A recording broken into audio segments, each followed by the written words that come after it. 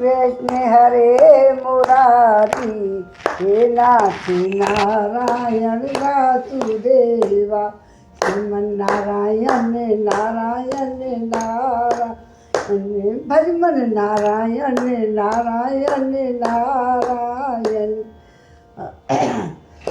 हरे राम राम राम हरे हरे, हरे कृष्ण कृष्ण कृष्ण हरे हरे, हरे राम राम राम हरे हरे। आज सबको बसंत पंचमी की बहुत बहुत शुभकामनाएं। आज पूरे देश में हर्षोल्लास से बसंत पंचमी मनाई जा रही है। बसंत पंचमी का पर्व है। आज थोड़ा सा सरस्वती के बारे में थोड़ा सा गायन कर लें, नाम ले लें। माँ शारदे तुम्हें आना होगा, बीड़ा मधुर बजाना होगा। माँ शारदे तुमको आना होगा, बीड़ा मधुर बजाना होगा। मेरे मन मंदिर में माँ आना होगा, मेरे मन मंदिर में माँ आना होगा। बीड़ा मधुर बजाना होगा, बीड़ा मधुर बजाना होगा। माँ बने मेरे मन मंदिर में तुझे आना होगा, बीड़ा मधुर बजाना होगा। माँ शारदे तुम्हें आना होगा, बीड़ा मधुर बजाना होगा। सारे गामा पादा निसा मैं तो जानू ना, सारे गामा पादा निसा मैं तो जानू ना। माँ शारदे तुम्हें आना होगा, माँ शारदे तुम्हें आना होगा। सात सुरों को मैया मैं तो पहचानू ना, सात सुरों को मैया मैं तो पहचानू ना। कीर्तन में मैया फिर भी तुमको आना होगा, कीर्तन में मैया तुमको आना होगा। बीड़ा मधुर बजाना होगा, माँ शारदे तुम्हें आना होगा, बीड़ा मधुर बजाना होगा। तू ही अम्बे तू ही ज्वाला, तू ही अम्बे तू ही ज्वाला, तू ही काली माँ। तू ही अम्बे तू ही ज्वाला, तू ही माँ काली है। भक्तों को अम्बे माँ करती रखवाली है, भक्तों की माँ करती रखवाली है। ज्योति में तुमको समाना होगा, बीड़ा मधुर बजाना होगा, बीड़ा मधुर बजाना होगा। माँ तुम्हें शारदे आना होगा, तेरे बिना मैया मेरी साधना अधूरी है, तेरे बिना मैया मेरी साधना अधूरी है। सबसे पहले मैया तेरी वंदना जरूरी है, सबसे पहले मैया तेरी वंदना जरूरी है।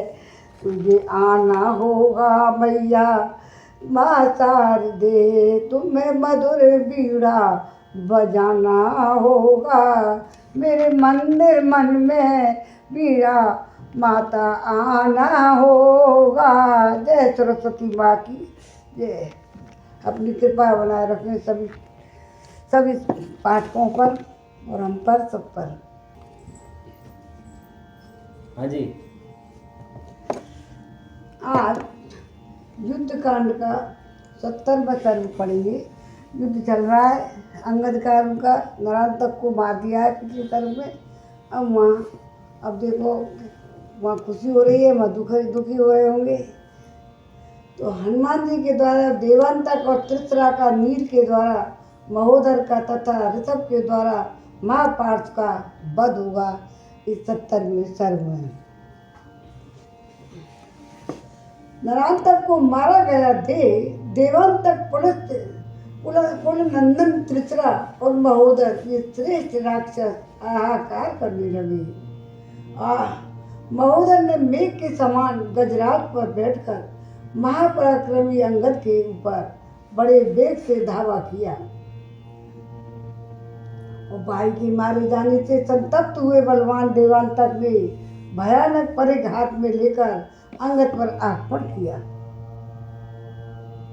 इस प्रकार वीर त्रिसरा उत्तम घोड़ों से जुटे हुए सूर्य तुल्य तेजस्वी रथ पर बैठकर बाली कुमार का सामना करने के लिए आया। देवताओं का दर्प दलन करने वाले उन तीनों निशाचर पतियों के आक्रमण करने पर वीर अंगद ने विशाल शाखाओं से युक्त एक वृक्ष को उखाड़ लिया और जैसे इंद्र प्रज्वलित वज्र का प्रहार करते उसी प्रकार उन बाल कुमार ने बड़ी बड़ी शाखाओं से युक्त उस महान वृक्ष को सहसा देवांतक पर दे मारा। परंतु त्रिसरा ने 10 सर्पों के समान भयंकर बाण मारकर उस वृक्ष के टुकड़े टुकड़े कर दिए। वृक्ष को खंडित हुआ देख कपकुंजर अंगद तत्काल आकाश में उछले और त्रिसरा पर वृक्ष तथा शिलाओं की वर्षा करने लगे। किंतु क्रोध से भरे हुए त्रिसरा ने पहले बाणों द्वारा उनको भी काट गिराया। महोदर ने अपने परिघ के अग्रभाग से उन वृक्षों को तोड़ फोड़ डाला। तत्पश्चात सहायकों को वर्षा करते हुए त्रिसरा ने वीर अंगद पर धावा किया। साथ ही कुपित हुए महोदर ने हाथी के द्वारा आक्रमण करके बाली कुमार की छाती में वज्र तुल्य तोमरों का प्रहार किया। भयंकर युद्ध चल रहा है।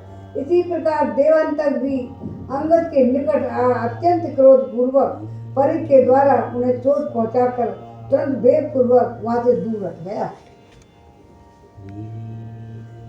तीनों प्रमुख निशाचरों ने एक साथ ही धावा किया तो भी महातेजस्वी और प्रतापी बाल कुमार अंगद के मन में तनिक भी व्यथा नहीं हुई।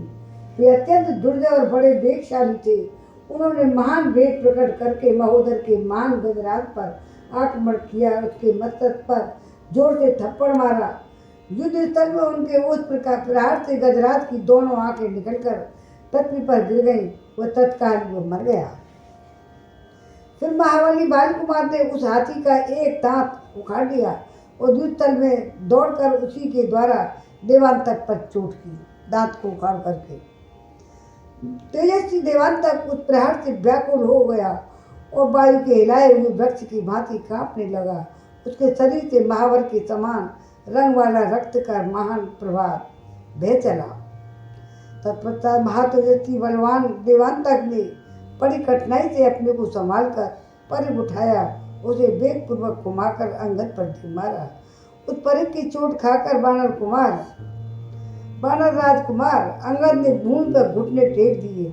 फिर तुरंत ही उठकर उछलते हुए त्रिसरा ने 3 सीधे जाने वाले भयंकर बाणों द्वारा बानर राजकुमार के ललाट पर गहरी चोट पहुंचाई। तदंतर अंगद को 3 प्रमुख निशाचरों से घिरा हुआ जान हनुमान और नील भी उनकी सहायता के लिए अग्रसर हुए। पहले तो एक एक करके लड़ रहे थे, जब भिन्न 3 आ रहे थे एक बार करके वो भी आएंगे। उस समय नील ने त्रिसरा पर एक पर्वत शिखर चलाया और किंतु उस बुद्धिमान रावण पुत्र ने तीखे बाण मारकर उसे तोड़ मरोड़ डाला। उसके सैकड़ों बाणों से विदीर्ण होकर और उसके एक एक शिला बिखर गई और वह पर्वत शिखर आग की चिंगारियों तथा ज्वाला के साथ भूमि पृथ्वी पर गिर पड़ा। अपने भाई का पराक्रम बढ़ता हुआ देख बलवान देवांतक को बड़ा हर्ष हुआ और उसने परिघ लेकर युद्ध स्थल में हनुमान जी पर धावा बोल दिया। उसे आते देख कपकुमार हनुमान जी ने उछलकर अपने बद्ध तरीके मुक्के से उसके सिर पर मारा। बलवान वायु कुमार और महाकवि हनुमान जी ने उस समय देवांतक के मस्तक पर प्रहार किया और वो अपनी भीतर गर्जना से राक्षसों को कंपित कर दिया। बलवान वायु कुमार महाकवि हनुमान जी ने उस समय देवांतक के मस्तक पर प्रहार किया और अपनी भीतर गर्जना से राक्षसों को कंपित कर दिया। उनके मुष्टि प्रहार से देवांतक का मस्तक फट गया और पिस उठा। दांत, आंखें और लंबी जीभ बाहर आ गई, निकल कर आई और राक्षस कुमार प्राण शून्य होकर तथा पृथ्वी पर गिर पड़ा। राक्षस योद्धाओं में प्रधान और महाबली देवद्रोही देवांतक के युद्ध में मारे जाने पर त्रिशरा को बड़ा क्रोध हुआ। उसने नील की छाती पर में पहले बाणों की बहकर वर्षा कर दी। तदंतर अत्यंत क्रोध से भरा हुआ महोदय उन्हें शीघ्र एक पर्वताकार हाथी पर सवार हुआ मानो सूर्यदेव मदरा चल पर आरूढ़ हुए हूँ। हाथी पर चढ़कर उसने नील के ऊपर बाणों की विकट वर्षा की, मानो इंद्रधनुष विदुम्न मंडल से युक्त में किसी पर्वत पर जल की वर्षा कर रहा हो। बाढ़ समूहों की निरंतर वर्षा होने से वानर सेनापति नील के उतारे अंग छत विछत हो गए, उनका शरीर शिथिल हो गया। इस प्रकार महाबली महोदय ने उन्हें मूर्छित देख करके उनके बल विक्रम को कुंठित कर दिया। तत्पश्चात होश आने पर नील ने वृक्ष समूह से युक्त एक शैल शिखर को उखाड़ लिया। उनका वेग बड़ा भयंकर था। उन्होंने उछलकर उस वृक्ष को महोदय के मस्तक पर दे मारा। ततः सहलवानी बात बदलो महोदय तेने माधुपे व्यामोहितो भूमितलो गतासुहे पपाते भद्रवीयतो यथाद्रि। उस पर्वत की शिखर के आघात से महोदय उस महान गजराज के साथ चूर हो गया और मूर्छित एवं प्राण शून्य हो वज्र के मारे हुए पर्वत की भांति पृथ्वी पर गिर पड़ा। पिता के भाई को मारा गया देख त्रिशरा के क्रोध को सीमा न रही। उसने धनुष हाथ में ले लिया और हनुमान जी को पहली बाणों से बीनना आरंभ किया। तब पवन कुमार ने कुपित होकर उस राक्षस के ऊपर पर्वत का शिखर चलाया, परंतु बलवान त्रिशरा ने अपने तीखे सहायकों से उसके कई टुकड़े कर दिए। उस पर्वत शिखर के प्रहार को व्यर्थ हुआ देख कपिवर हनुमान ने उस रणभूमि में रावण पुत्र त्रिशरा के ऊपर वृक्षों की वर्षा कर दी। किंतु प्रतापी त्रिशरा ने आकाश में होने वाली वृक्षों की उस वृष्टि को अपने पहले बाणों से छिन्न कर दिया। बड़े जोर से गर्जना की। तब हनुमान जी कूद कर त्रिशरा के उपास जा पहुंचे। जैसे ही कुपित सिंह गजराज को अपने पंजों से चीर डालता है, उसी प्रकार रोष से भरे हुए उन पवन कुमार ने त्रिशरा के घोड़े को अपने नखों से विदीर्ण कर डाला। यह देख रावण कुमार त्रिशरा ने शक्ति हाथ में ली, मानो यमराज ने काली रात्रि को साथ ले लिया हो। वह शक्ति लेकर पवन कुमार हनुमान जी पर चढ़ाई। जैसे ही आकाश से उनका पात हुआ हो, उसी प्रकार वह शक्ति जिसकी गति कहीं कुंठित नहीं होती थी चली, परंतु वानर श्रेष्ठ हनुमान जी ने उसे अपने शरीर में लगने से पहले ही हाथ से पकड़ लिया और तोड़ डाला। तोड़ने के बाद उन्होंने भयंकर गर्जना की। हनुमान जी ने वह भयानक शक्ति तोड़ दी। यह देख वानर वृंद अत्यंत हर्ष से उल्लसित हो मेघों के समान गंभीर गर्जना करने लगे। तब राक्षस शिरोमणि त्रिशरा ने तलवार उठाई और कपिश्रेष्ठ हनुमान जी की छाती पर उसकी भरपूर चोट की। तभी तलवार की चोट से घायल हुए पराक्रमी पवन कुमार हनुमान ने त्रिशरा की छाती में एक तमाचा ऐसा जड़ दिया कि उनका थप्पड़ लगते ही महातेजस्वी त्रिशरा अपनी चेतना खो बैठा। उसके हाथ से हथियार खिसक गया। वह स्वयं भी पृथ्वी पर गिर पड़ा। गिरते समय उस राक्षस के खड़ग को छीनकर पर्वताकार महाकपि हनुमान जी ने हनुमान जी सब राक्षसों को भयभीत करते हुए जोर जोर से गर्जना करने लगे। उनकी यह गर्जना उस निशाचर से सही नहीं गई, अतः वह सहसा उछलकर खड़ा हो गया। उठते ही उसने हनुमान जी को एक मुक्का मारा। उसके मुक्के की चोट खाकर महाकपि हनुमान जी को बड़ा ही क्रोध हुआ। कुपित होने पर उन्होंने उस राक्षस का मुखमंडित मस्तक पकड़ लिया। फिर तो जैसे ही पूर्व काल में इंद्र ने त्वष्टा के पुत्र विश्वरूप की 3 मस्तकों की वज्र से काट गिराया था, उसी प्रकार कुपित हुए पवन पुत्र हनुमान ने रावण पुत्र त्रिशरा, किरीट और कुंडली सहित 3 मस्तकों की तीखी तलवार से काट डाला। आवाज आ रही है। उन मस्तकों की सभी इंद्रियां विशाल थी। उनकी आंखें प्रज्वलित अग्नि के समान उद्दीप्त हो रही थी। उस इंद्रद्रोही त्रिशरा के वे 3 सिर उसी सब प्रकार पृथ्वी पर गिरे जैसे आकाश से तारे टूटकर गिरते। देवद्रोही त्रिशरा एवं इंद्र तुल्य पराक्रमी हनुमान जी के हाथों से मारा गया। तब समस्त बानर हर्षनाद करने लगे, धरती कांपने लगी तथा राक्षस चारों दिशाओं की ओर भाग चले। हातम त्रिशरसम दृष्ट्वा तथैव च महोदरम हतो प्रेक्ष्य द्रावम् देवांतक नरांतकौ चुकोप परमार्थी मतौ राक्षसे पुंगवे जग्रार्थी स्मृति चापि गदाम सर्वासी कदा। त्रिशरा तथा महोदर को मारा गया देव और दुर्दैवी देवांतक तरांतक को भी काल के गाल में जाना गया हुआ जान अत्यंत ही अमरती राक्षस शिरोमणि मत महापर्ष कुपित हो उठा। उसने एक तेजस्वी गदा हाथ में ली जो संपूर्णतः लोहे की बनी हुई थी। उस पर सोने का पत्र जड़ा हुआ था। युद्ध स्थल में पहुंचने पर वह शत्रुओं के रक्त और मांस में सन जाती थी। उसका आकार इतना विशाल था कि वह सुंदर शोभा से संपन्न तत्वों की दृष्टि से तृप्त होने वाली थी। उसका अग्रभाग तेज से प्रज्वलित होता था। वह लाल रंग के फूलों से सजाई गई थी तथा ऐरावत पुंडरीक सार्वभौम नामक दिग्गजों को भी भयभीत करने वाली थी। उस गदा को हाथ में लेकर क्रोध से भरा हुआ राक्षस शिरोमणि मत महापार्थ प्रलय काल की अग्नि के समान प्रज्वलित हो उठा और बाणों की ओर दौड़ा। तब ऋषभ नामक बलवान बानर उछलकर रावण के छोटे भाई मत्तानी महापार्थ के पास पहुंचे और उसके सामने खड़े हो गए। पर्वताकार बानर वीर ऋषभ को सामने खड़ा देख कुपित हुए महापार्थ ने अपनी वज्रतुल्य गदा से उनकी छाती पर प्रहार किया। उसकी उस गदा के आघात से बानर शिरोमणि ऋषभ का वक्षस्थल छत हो गया। वे कांप उठे और अधिक मात्रा में खून की धारा बहने लगी।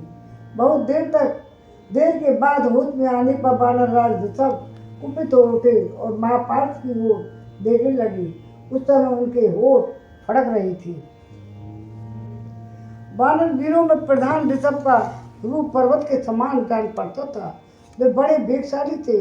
उन्होंने वेगपूर्वक उस राक्षस के पास पहुंचकर मुक्का ताना और सहसा उसकी छाती पर रख लिया। फिर तो महापार्थ जड़ से कटे हुए वृक्ष की भांति सहसा पृथ्वी पर गिर पड़ा। उसके सारे अंग रक्त से नहा उठे। इधर ऋषभ उस निशाचर की यमदंड की समान भयंकर गदा को सीधी हाथ में लेकर जोर जोर से गर्जना करने लगा। देवद्रोही महापार्थ 2 घड़ी तक मुर्दे की भांति पड़ा रहा और फिर होश में आने पर सहसा उछलकर खड़ा हो उसका रक्त रंजित शरीर संध्या काल के बादलों के समान लाल दिखाई देता। उसने वरुण पुत्र ऋषभ को गहरी चोट पहुंचाई। उस चोट से ऋषभ मूर्छित होकर पृथ्वी पर गिर पड़े। 2 घड़ी के बाद होश में आने पर पुनः उछलकर सामने आ गए और उन्होंने युद्ध स्थल में युद्ध स्थल में महापार्थ की उसी गदा को, जो किसी पर्वतराज की चट्टानों के समान जान पड़ती थी, घुमाकर उस निशाचर पर दे मारा।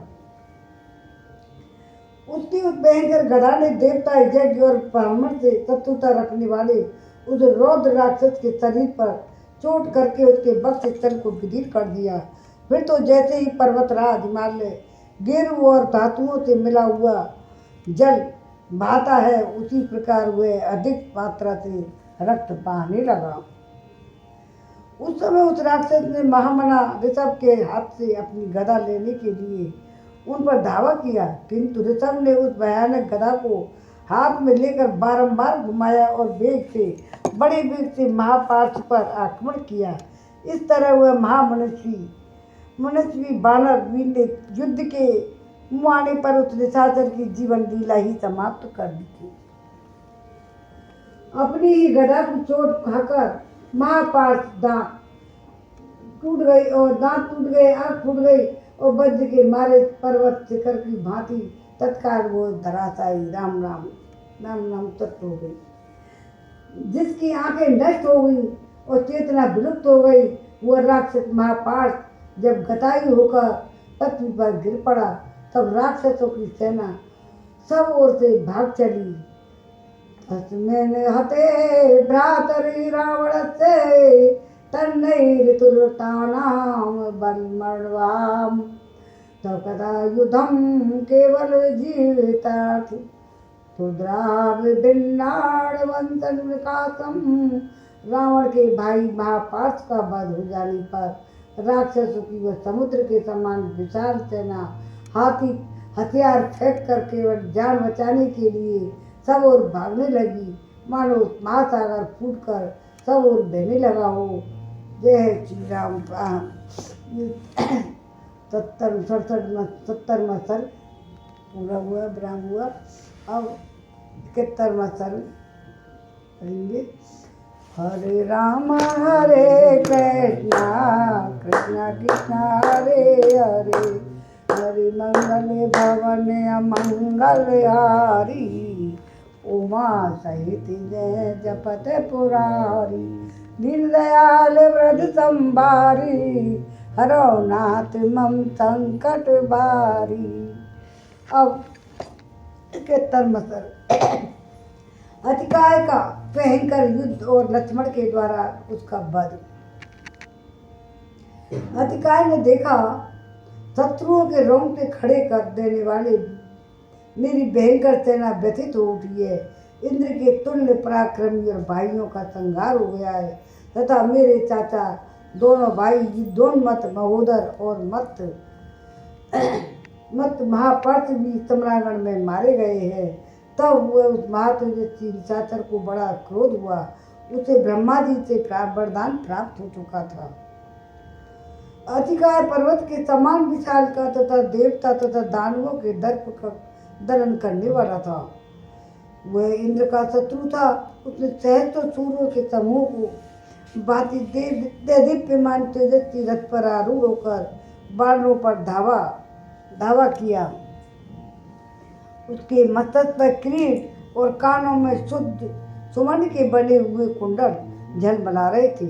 उसने धनुष की टंकार करके अपने नाम सुनाया और बड़े जोर से गर्जना करने लगा। तो उस सिंहनाद से अपने नाम की घोषणा से और प्रत्यंचा की भयानक टंकार से उसने बानरों को भयभीत कर दिया। उसके शरीर की विशालता को देख करके वे सब बानर ऐसा मानने लगे कि यह कुंभकर्ण ही फिर उठकर खड़ा होकर आ गया है। तो यह सोचकर सब बानर भय से पीड़ित हो एक दूसरे का सहारा लेने लगे। त्रिविक्रम अवतार के समय बड़े हुए भगवान विष्णु के विराट रूप की भांति उसका शरीर देखकर वे बानर सैनिक भय के मारे इधर उधर भागने लगे। अतिकाय के निकट जाते ही बानरों के चित्त पर मोह छा गया। वे युद्ध स्थल में लक्ष्मण के बड़े भाई शरणागत वत्सल भगवान श्री राम की शरण में गए। रथ पर बैठे हुए पर्वताकार अतिकाय को श्री रामचंद्र जी ने भी देखा। वह हाथ में धनुष धार लिए कुछ दूर पर प्रलयकाल के समान गेल भांति गर्जना कर रहा था। उस महाकाय निशाचर को देखकर श्री रामचंद्र जी को भी बड़ा ही विस्मय हुआ। उन्होंने बानरों को सांत्वना देकर विभीषण से पूछा, विभीषण 1000 घोड़ों से जुटे हुए विशाल रथ पर बैठा हुआ ये पर्वताकार निशाचर कौन है? उसके हाथ में धनुष है और आंखें सिंह के समान तेजस्वी दिखाई देती हैं। यह भूतों से घिरे हुए भूतनाथ महादेव जी के समान तीखे सूर और अत्यंत तेज धार वाले तेजस्वी प्रासों और तोमरों से घिरकर अद्भुत शोभा पा रहा है। इतना ही वहाँ काल की जिह्वा के समान प्रकाशित होने वाली रक्त शक्तियों से घिरा हुआ यह वीर निशाचर विद्युत मालाओं से आवृत मेघ के समान प्रकाशित हो रहा है, जिसका पृष्ठभाग सोने के मढ़े हुए ऐसे अनेकानेक सुसज्जित धनुष उसके श्रेष्ठ रथ की सब ओर से उसी की शोभा बढ़ा रहे हैं, जैसे इंद्रधनुष आकाश में सुशोभित करता है। यह राक्षसों में सिंह के समान पराक्रमी और रथियों में श्रेष्ठ वीर अपने सूर्य तुल्य तेजस्वी रथ के द्वारा रणभूमि की शोभा बढ़ाता हुआ मेरे सामने आ रहा है। इसके ध्वज के शिखर पर पताका में राहु का चिन्ह अंकित है, जिससे रथ की बड़ी शोभा हो रही है। यह सूर्य की किरणों के समान चमकीले बाणों से दसों दिशाओं को प्रकाशित कर रहा है। अजीब तरह का हो ब्रह्म की शक्ति मिली हुई थी। इसके धनुष का पृष्ठभाग सोने से मढ़ा हुआ तथा पुष्प आदि से अलंकृत है। यह आदि, मध्य और अंत तीनों स्थानों में झुका हुआ है। इसकी प्रत्यंचा से मेघों की समान गर्जना समान टंकर ध्वनि प्रकट होती है। इस निशाचर का धनुष इंद्रधनुष के समान शोभा पा रहा है। इसका विशाल रथ, ध्वजा, पताका और अनुकर्ष रथ के नीचे लगे हुए आधारभूत काष्ठ से युक्त 4 सारथियों से नियंत्रित और मेघ की गर्जना के समान गड़गड़ाहट पैदा करने वाला है। इसके रथ पर 20 तरकस, 10 भयंकर धनुष और 8 सुनहरे एवं पिंगल वर्ण की पतंचाएं रखी गई हैं। दोनों बगल में 2 चमकीली तलवारें शोभा पा रही हैं, जिनकी मूठें 4 हाथों की और लंबाई 10 हाथ की है। गले में लाल रंग की माला धारण किए हुए महान पर्वत के समान आकार वाला यह धीर वीर निशाचर काले रंग का दिखाई देता है। इसका विशाल मुख काल के मुख के समान भयंकर है। यह मेघों की ओट में स्थित हुए सूर्य के समान प्रकाशित होता है।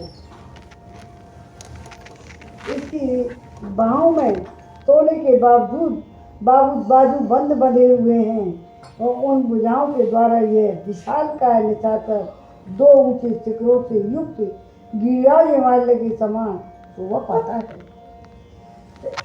राम विभीषण से पूछ रहे हैं,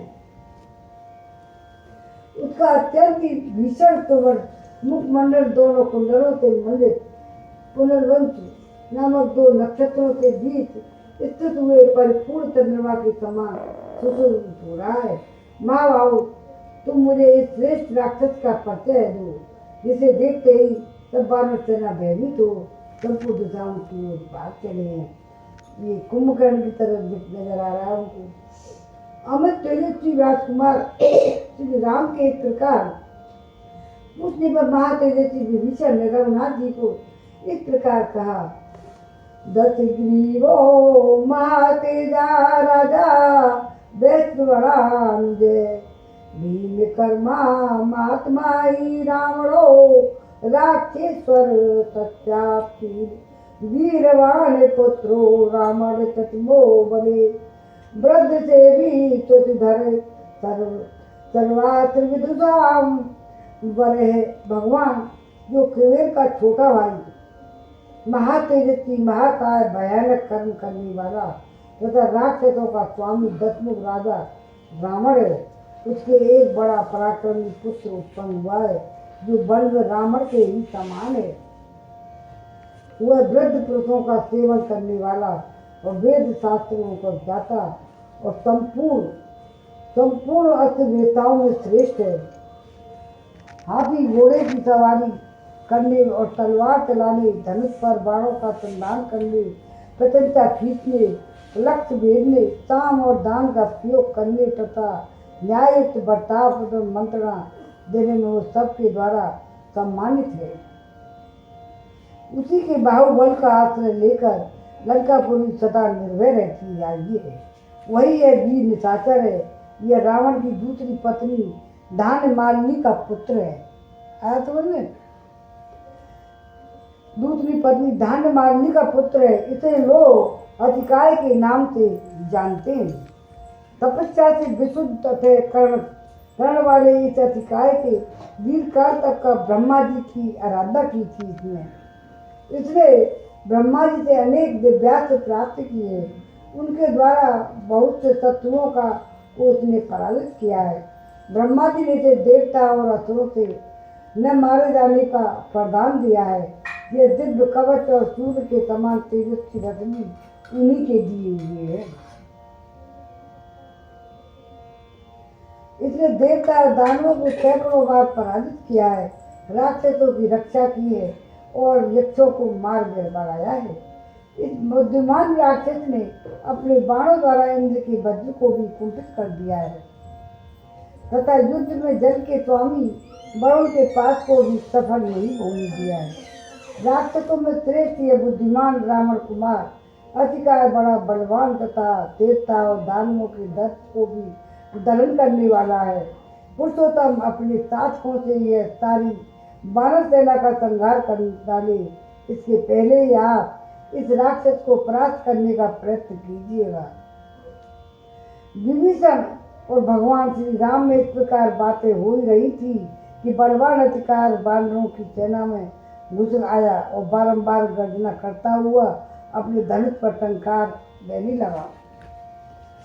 रथियों में श्रेष्ठ और भयंकर शरीर वाले उस राक्षस को रथ पर बैठकर आते देख कुमुद, द्विविद, मेंद, नील और सरव आदि जो प्रधान महामनुष्य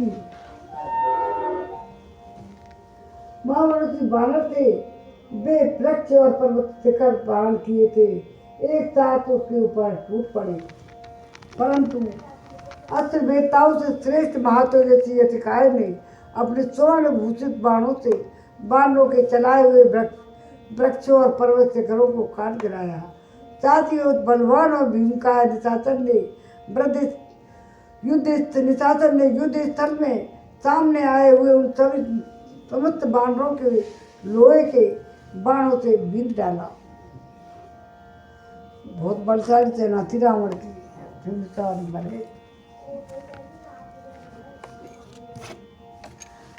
उसकी बाण में वर्षा से आहत हो सबके शरीर छत बिछत हो गए। सबने हार मान ली और कोई भी उस महासमर में अतिकाय का सामना करने में समर्थ ना हो सका। जैसे जवानी के जोश में भरा हुआ कुपित सिंह मृगों के झुंड को भयभीत कर देता है, उसी प्रकार वह राक्षस बानर वीरों को उस सेना को त्रास देने लगा। बानरों के झुंड के में विचरते हुए राक्षस राज अतिकाय ने किसी भी ऐसे योद्धा को नहीं मारा जो उसके साथ युद्ध न कर रहा हो। धनुष और तरकस में दान किए वह निशाचर उछलकर श्री राम के पास आ गया। बड़े गर्व से इस प्रकार बोला, रथे से तो चर्चा पपाण नम प्राकृतम कंचन योधामि यस्यास्ति शक्ति व्यर्थे सायुक्तो ददातु मे शीघ्रम युद्धम। मैं धनुष और बाण लेकर रथ पर बैठा हूँ। किसी साधारण प्राणी से युद्ध करने का मेरा कोई विचार नहीं है। जिसके अंदर शक्ति हो, साहस और उत्साह हो, वह शीघ्र यहाँ आकर मुझे युद्ध का अवसर दे। तो छोटे मोटे रबे किसी से नहीं लड़ रहा था। उसके ये अहंकारपूर्ण वचन सुनकर शत्रुहंता सुमित्रा कुमार लक्ष्मण को बड़ा क्रोध हुआ। उसकी बातों को सहन न कर सकने के कारण वे आगे बढ़ाए और किंचित मुस्कुराकर उन्होंने अपना धनुष उठाया। कुपित हुए लक्ष्मण उछलकर आगे आए और तरकस से बाण खींचकर अधिकाय के सामने आ अपने विशाल धनुष को खींचने लगी। लक्ष्मण के धनुष की प्रत्यंचा का वह शब्द बड़ा भयंकर था। वह सारी पृथ्वी, आकाश और समुद्र तथा संपूर्ण दिशा में गूंज उठा, निशाचर को त्रास देने वाला लगा। सुमित्रा कुमार के धनुष की वह भयानक टंकार सुनकर उस समय महातेजस्वी बलवान राक्षस राजकुमार अतिकाय को बड़ा विस्मय हुआ। लक्ष्मण को अपना सामना करने के लिए उठाते एक अतिकाय रोष से भर गया और तीखा बाण हाथ में लेकर इस प्रकार बोला, सुमित्रा कुमार, तुम अभी बालक हो, पराक्रम करने में कुशल नहीं हो, अतः लौट जाओ। मैं तुम्हारे लिए काल के समान हूँ, मुझसे जूझने की इच्छा क्यों करते हो? मेरे हाथ से छूटे हुए बाणों का वेग गिरिराज हिमालय भी चैन नहीं कर सकता, पृथ्वी और आकाश भी उसे चैन नहीं कर सकते। तुम सुखते सोई शांत हुई प्रलय अग्नि को क्यों जगाना चाहते हो? धनुष को यहीं छोड़कर लौट जाओ, मुझसे बढ़कर अपने प्राणों का त्याग ना करो। अथवा तुम बड़े अहंकारी हो, इसलिए लौटना नहीं चाहते। अच्छा, खड़े हो, अभी अपने प्राणों से हाथ धोकर यमलोक की यात्रा करोगे। शत्रुओं का दर्द दूर करने वाले मेरे इन तीखे बाणों को तुम तपे हुए स्वर्ण के भूषित हैं। देखो, ये भगवान शंकर के त्रिशूल की समानता करते हैं। जैसे कुपित हुआ सिंह गजराज का खून वो पीता है, उसी प्रकार सर्प के समान भयंकर बाण तुम्हारे रक्त का पान करेगा। ऐसा कहकर अधिकार ने अत्यंत कुपित हो अपने धनुष पर बाण का संधान किया। युद्ध स्थल में अधिकारी के रोष और गर्व से भरे हुए वचन को सुनकर अत्यंत बलशाली मनुष्य राजकुमार लक्ष्मण को बड़ा क्रोध हुआ। वे यह महान अर्थ से युक्त वचन बोले, मैं बाकी मात्रेण भवान प्रदानो न कथत नाथ तत्पुरुषा भवन्ति। मैं स्थिते दयनी बाण पाणो निर्दर्शन यस्वात्मन आंग बलम दुरात्मन। हे दुरात्मन, केवल बातें बनाने से बड़ा नहीं हो सकता, सिर्फ दीन हाँकने से कोई श्रेष्ठ पुरुष नहीं होते। मैं हाथ में धनुष और बाण लेकर तेरे सामने खड़ा हूँ और तू अपना सारा बल मुझे दिखा। पराक्रम के द्वारा अपनी वीरता का परिचय दे। झूठी टेकी भगाना तेरे लिए उचित नहीं है। तू सूर वही माना गया है जिसमें पुरुषार्थ हो। तेरे पास सब तरह के हथियार मौजूद हैं। तू धनुष लेकर रथ पर बैठा हुआ, अतः बाणों अथवा अन्य अस्त्र शस्त्रों द्वारा पहले अपना पराक्रम दिखा दे। उसके बाद मैं अपने तीखे बाणों से तेरा मस्तक उसी तरह काट गिराऊंगा जैसे वायु काल क्रम में पके हुए ताड़ के फल को उसके वृद्ध बॉडी से नीचे गिरा देती है। आज तपे हुए सुवर्ण के समान विभूषित मेरे बाण अपनी नोक द्वारा किए गए छिद्र से निकले हुए तेरे शरीर के रक्त का पान करेंगे। तू मुझे बालक जानकर अब मेरी अवहेलना न कर। मैं बालक हूँ अथवा वृद्ध, संग्राम में तो तू मुझे अपना काल ही समझ ले। पावन रूपी धारी भगवान विष्णु देखने में बालक ही थे, किंतु अपने 3 ही पगों से उन्होंने समूची त्रिलोकी को नाप ली थी। लक्ष्मण की यह परम सत्य और युक्त बात सुनकर अतिकाय के क्रोध की सीमा न रही। उसने एक उत्तम बाण अपने हाथ में ले लिया। तदंतर विद्याधर, भूत से देवता और दैत्य,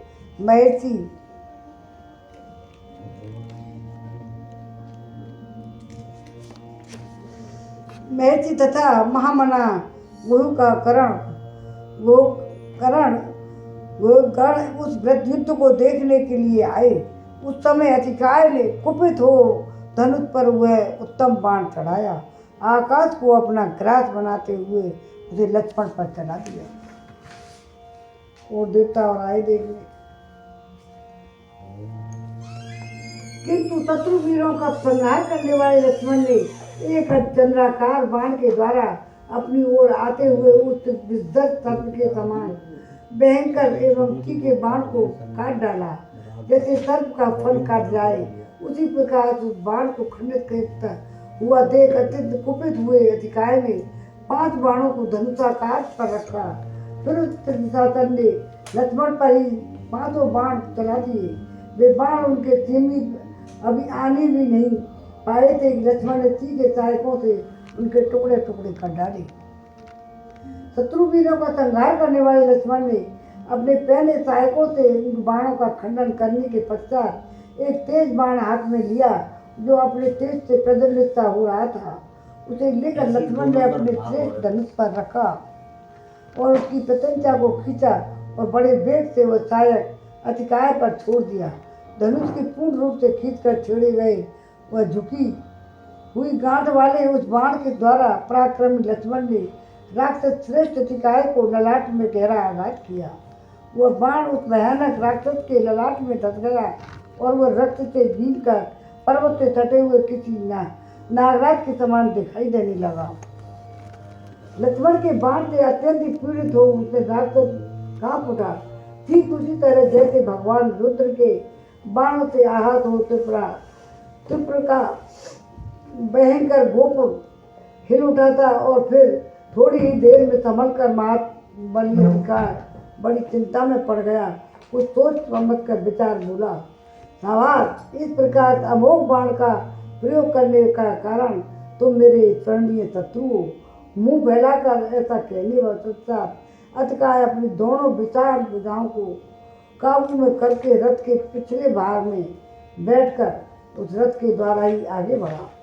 उस राक्षस शिरोमणि वीर ने क्रम से 1, 3, 5 और 7 सहायकों को लेकर उन्हें धनुष पर चढ़ाया और वेग पूर्वक खींचकर चला दिया। युद्ध बड़ी जोर तोड़ से हो रहा है, बहुत भयंकर युद्ध चल रहा है। परंतु रघुनाथ जी के छोटे भाई लक्ष्मण ने बिना किसी घबराहट के उस निशाचर द्वारा चलाए गए उन बाण समूहों को तेज धार वाले बहुसंख्यक सहायकों द्वारा काट गिरा दिया। उन बाणों को काटा हुआ देख इंद्रद्रोही रावण कुमार को बड़ा क्रोध हुआ और उसने एक तीखा बाण हाथ में लिया। उसे धनुष पर रखकर महातेजस्वी वीर ने सहसा छोड़ दिया। उसके द्वारा सामने आते हुए सुमित्रा कुमार की छाती में आघात किया। अधिकाय को इस बाण की चोट खाकर सुमित्रा कुमार युद्ध स्थल में अपने वक्षस्थल से तीव्र गति से रक्त बहने लगे, मानो कोई मतवाला हाथी मस्तक से मद की गर्ता कर रहा हो। फिर सामर्थ्यशाली लक्ष्मण ने सहसा अपनी छाती से उस बाण को निकाल लिया और एक तीखा सहायक हाथ में लेकर उसे दिव्यास्त्र से संयोजित किया। उस समय अपने उस सहायक को उन्होंने आग्नेयास्त्र से अभियंत्रित किया और अभियंत्रित होते ही महात्मा लक्ष्मण के धनुष पर रखा हुआ वह बाण तत्काल प्रज्वलित हो उठा। उधर अत्यंत तेजस्वी अतिकाय ने भी रौद्रास्त्र को एक सुवर्ण के पंख वाले सर्पाकार बाण पर समायोजित किया। इतने में ही लक्ष्मण ने दिव्यास्त्र की शक्ति से संपन्न उसे प्रज्वलित एवं भयंकर बाण को अतिकाय के ऊपर चलाया, मानो यमराज ने अपने काल दंड को प्रयोग किया हो। आग्नेयास्त्र से अभियंत्रित हुए उस बाण को अपनी ओर आता देख निशाचर अतिकाय ने तत्काल ही अपने भयंकर बाण को सूर्यास्त से अभियंत्रित करके चलाया। उन दोनों सहायकों के अग्रभाग तेज प्रज्वलित हुए थे। आकाश में पहुंचकर वे दोनों कुपित हुए 2 सर्पों की भांति आपस में टकरा गए और एक दूसरे का दग्ध करके पृथ्वी पर गिर पड़े। वे दोनों ही बाण उत्तम कोट के थे और अपनी दीप की प्रकाशित हो रही, तथापि एक दूसरे से तेज से भस्म होकर अपना तेज खो बैठे। इसलिए भूतल पर निष्प्रभ होने के कारण उनकी शोभा नहीं हो रही थी। तदंतर अतिकाय ने अत्यंत कुपित हो त्वष्टा देवता के मंत्र से अभियंत्रित करके एक तीर का बाण छोड़ा, परंतु पराक्रमी लक्ष्मण ने उसको भी अस्त्र को इंद्रास्त्र से काट दिया।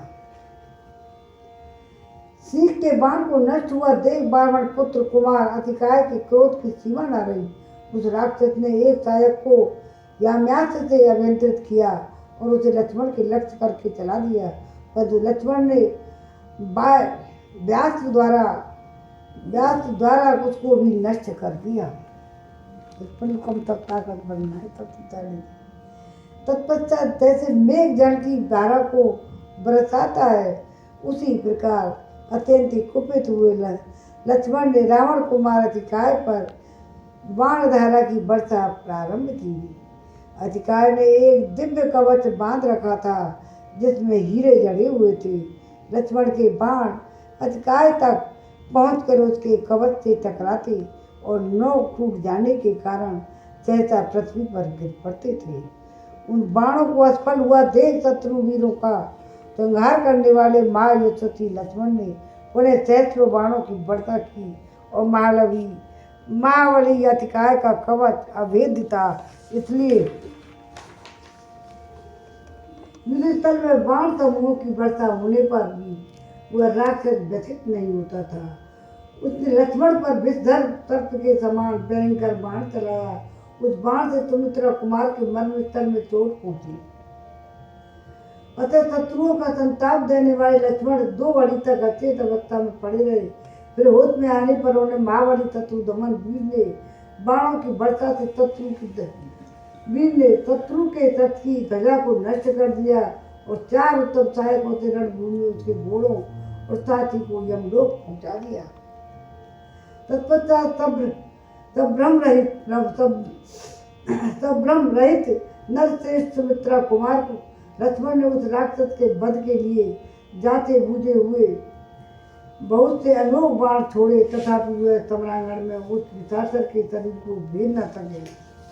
तदंतर वायु देवता ने उनके पास आकर कहा, सुमित्रा नंदन, इस राक्षस को ब्रह्मा जी से वरदान प्राप्त हुआ है। ये अवैध कवच से ढका हुआ है, अतः इसको ब्रह्मास्त्र से विदीर कर डालो, अन्यथा यह नहीं मारा जा सकेगा। यह कवचधारी बलराम बलवान निशाचर अन्य अस्त्रों के लिए आवश्यक अविद्य है। लक्ष्मण इंद्र के समान पराक्रमी थे। उन्होंने वायु देवता का उपयुक्त वचन सुनकर एक भयंकर वेग वाले बाण को सहसा ब्रह्मास्त्र से अभियंत्रित करके धनुष पर रखा। सुमित्रा कुमार लक्ष्मण के द्वारा तेज धार वाले उस श्रेष्ठ बाण में ब्रह्मास्त्र की संयोजना की जाने पर उस समय संपूर्ण दिशा, चंद्रमा, सूर्य आदि बड़े बड़े ग्रह तथा अंतरिक्ष लोक के प्राणी थर्रा उठे और ब्रह्म भूमंडल महान कोलाहल मच गया। सुमित्रा कुमार ने धनुष पर रखे हुए उस सुंदर पंख वाले बाण को जब ब्रह्मास्त्र से अभिषेक किया, तब वह यमदूत के समान भयंकर वज्र के समान अमोघ हो गया और उन्हें युद्ध स्थल में उस बाण को इंद्रधनुष रावण के बेटे अतिकाय को लक्ष्य करके चला दिया। लक्ष्मण के चलाए उस बाण का वेग अद्भुत बहुत ही बढ़ा हुआ था। उसके पंख गरुड़ के समान थे, उनमें हीरे जड़े हुए थे, इसलिए उनकी विचित्र शोभा होती थी। अतिकाय ने सम्रांगण में उस बाण को उस समय वायु के समान भयंकर वेग से अपनी ओर आते देखा। देख कर अतिकाय ने सहसा उसके ऊपर बहुत से बाण पहले चलाए, फिर भी तो भी वह गरुड़ के समान वेगशाली छाए बड़े वेग से उसके पास जा पहुंची। प्रलयंकार काल के समान प्रज्वलित हुए उस बाण को अत्यंत निकट आया देख भी अतिकाय की युद्ध विषय चेष्टा नष्ट नहीं हुई। उसने अपनी शक्ति, रिष्टि, कदा, कुठार, शूल बाणों द्वारा उसे नष्ट करने का प्रयास किया, परंतु अग्नि के समान प्रज्वलित हुए बाण ने उन अद्भुत अस्त्रों को व्यर्थ करके अतिकाय के मुकुट मंडित मस्तक को धड़ से अलग कर दिया। लक्ष्मण के बाण से कटा हुआ राक्षस का वह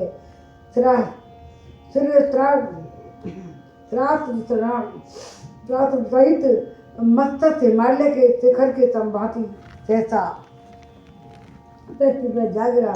उसके वस्त्र और आभूषण सब ओर बिखर गए। उसे धरती पर पड़ा देख मरने से बचे हुए समस्त विशाचर व्यथित हो उठे। उनके मुख पर विषाद छा गया। उन पर जो मार पड़ी थी उसे थक जाने के कारण वे भी दुखी हो गए। अतः वे बहुसंख्यक राक्षस सहसा विकृत स्वर में और जोर जोर से रोते चिल्लाने लगे। सेना नायक के मारे जाने पर निशाचरों का युद्ध विषय उत्साह उनका नष्ट हो गया। अतः वे भयभीत हो तुरंत ही लंकापुरी में जा भागे। उधर से भयंकर का बलशाली दुर्जय शत्रु के मारे जाने पर बहुसंख्यक बानर हर्ष और उत्साह से भर उठे उनके मुख प्रफुल्लित कमलों के समान बगैर भी तो डर के मारे बाकी बहुत ताकतवर था। उत्साह भर गए और उनके प्रफुल्ल कमलों से समान खिल उठे और अभिष्ट विजय के बागी वीरवर लक्ष्मण की बुरी बुरी प्रशंसा करने लगे। युद्ध स्थल के अत्यंत बलशाली और मेघ के समान विशाल अतिकाय को धराशायी करके लक्ष्मण बड़े ही प्रसन्न हुए। वे उस वानर समूह से सम्मानित हो तुरंत ही श्री रामचंद्र जी के पास गए। जय राम जय सिया राम। मंगल भवन मंगल हारी उमा सहित जय जपत पुरारी दीन दयाल व्रज संभारी हरनाथ मम संकट भारी। और कल पढ़ेंगे 72 सर्व। चलो आप दोबारा पढ़िए।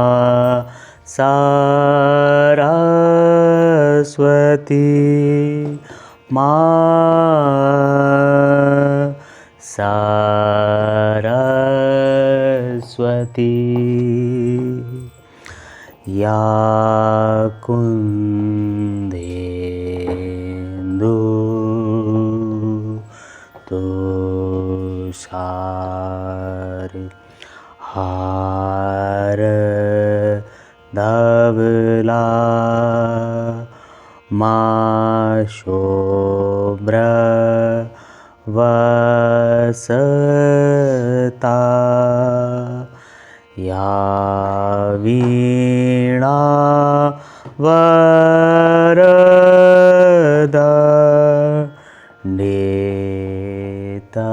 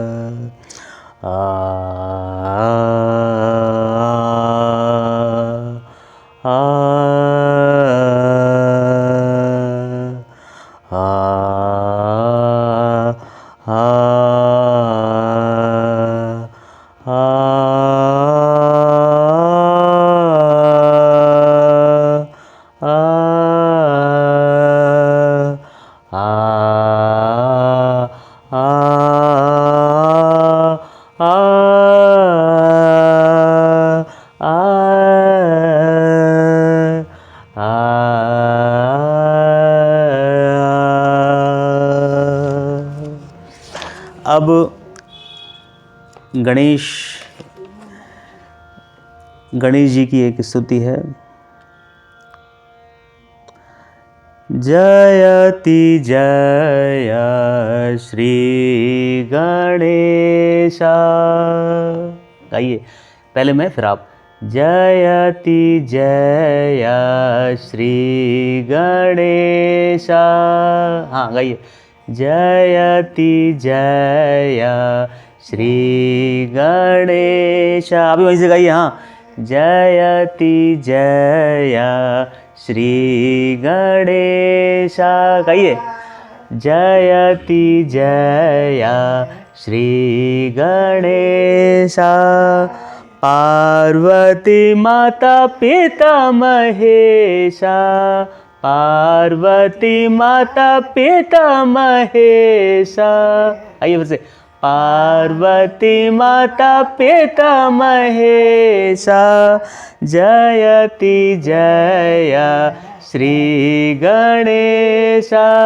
हाँ, जयति जय श्री गणेशा।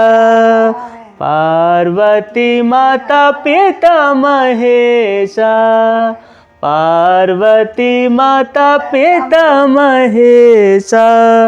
जयति जय श्री गणेशा। मोदक प्रिय अति विशेषा। मोदक प्रिय अति विशेषा। सिंदूर गज बदन वेशा। सिंदूर गज बदन वेशा।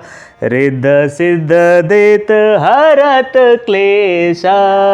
रिद्ध सिद्ध देत हरत क्लेशा। जयति जय श्री गणेशा। जयति जय श्री गणेशा। जयति जय श्री गणेशा। एक सुनताल लेते मीरा की मल्हार में। ओमड़ घुमड़ गरजत। ओमड़ घुमड़ गरजत। ओमड़ घुमड़ गरजत। ओमड़ घुमड़ गरजत। ओमड़ घुमड़ गरजत। बादर बरसत। बादर बरसत। बिजुरिया चमकत। बिजुरिया चमकत। तड़ तड़ तड़कत।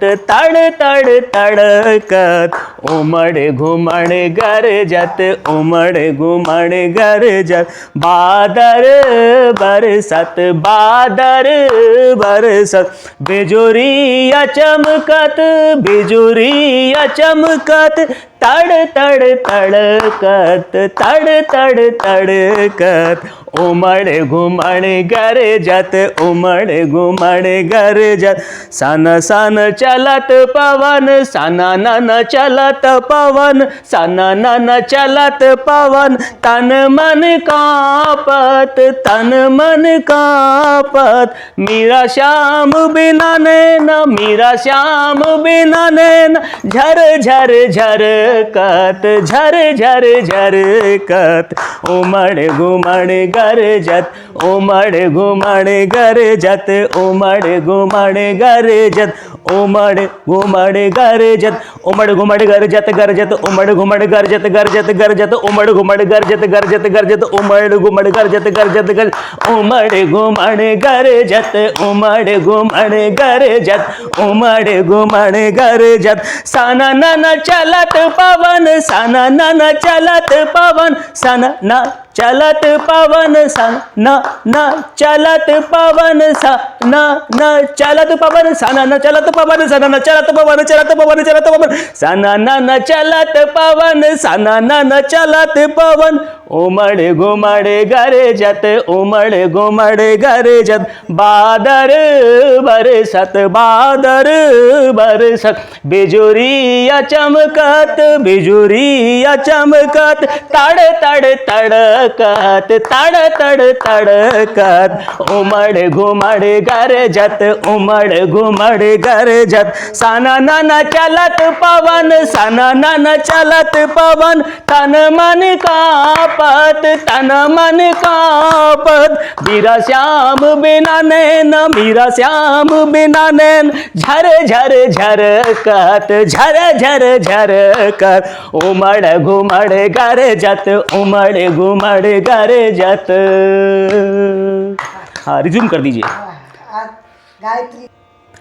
आरती श्री रामायण जी की, कीरत कलित ललित सियपी की। आरती श्री रामायण जी की, कीरत कलित ललित सियपी की। गावत ब्रह्मादिक मुनिरारद, वाल्मीक विज्ञान विशारद। शुन सन शुक सन कादिक शेष अरुसारद। बरन पवन सुत कीरतनी की। आरती श्री रामायण जी की। गावत वेद पुराण अष्टदश, छो शास्त्र सब ग्रंथन को रस। मुनि जन धन संतन को सब रस। आरत आसार अंश सम्मत सब ही की। आरती श्री रामायण जी की। गावत संतत शंभु भवानी, अरुघट संभव मुनि विज्ञानी। व्यास आदि कवि बर्ज बखानी, काग भुषुंड गरुड़ के ही की। आरती श्री रामायण जी की। कलिल मल हरन विषय रस फीकी। सुभग सिंगर सुख मुक्ति जुबती की।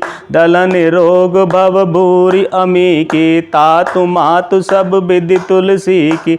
आरती श्री रामायण जी की। कीरत कलित ललित सियपी की। बोलो सियापत रामचंद्र की, बोलो हनुमान जी महाराज की, माँ सरस्वती देवी जी की, ज्ञान की देवी की, भक्ति की देवी की, कर्म की देवी की, हम सबके संगीत की देवी की, सभी भक्तों की जय, सभी संतों की जय, गोवर्धन महाराज की जय।